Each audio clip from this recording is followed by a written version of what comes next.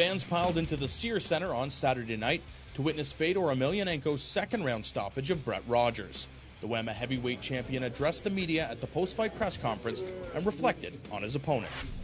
Brett is very serious, very strong opponent, and during the first round, actually, the game went the way me and my coaches thought about it.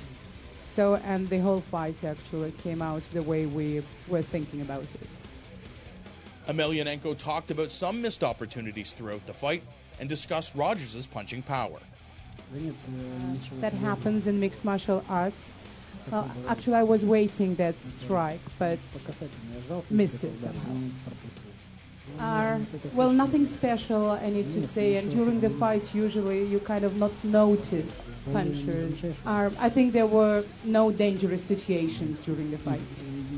Strikeforce CEO Scott Coker, thrilled about the turnout at the event, gave his thoughts on Rogers' performance. You know, Brett, I think he probably surprised a lot of you guys. I mean, I think that, he was an underdog in this fight, and he came out, and I think he, he brought it to Fedor in those couple exchanges. I think the weight was an issue, but, Fedor is Fedor. Rogers, who was displeased with the stoppage, says he isn't making excuses for the defeat and explains that the Russian legend executed a good game plan. You know what I felt like, you know what I mean? I was down, but I wasn't out, you know what I mean? So, no, I really don't agree with it. I'm not going to complain about it, you know what I mean? It is what it is. He's playing the game right.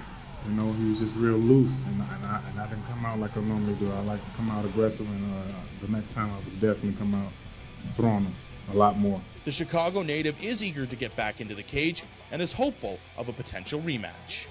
Oh, I'm definitely going to get back on him. I'm going to get back on the ground right away so I can get in there. He wants a rematch, and I definitely will take him up on that one. Jake Shields captured the vacant Strikeforce middleweight title, winning a unanimous decision over Jason Miller, but feels he didn't fight to the best of his abilities. I don't think it was my best fight, unfortunately. Mayhem was tough and hung in there. I wish I could have put him away, but, I was in a big streak of finishing opponents. Unfortunately, I wasn't able to finish Mayhem, so I got some things to work on and go back to training. The Fight Network caught up with Jason Miller the next morning, where he elaborated on what went wrong with his game plan.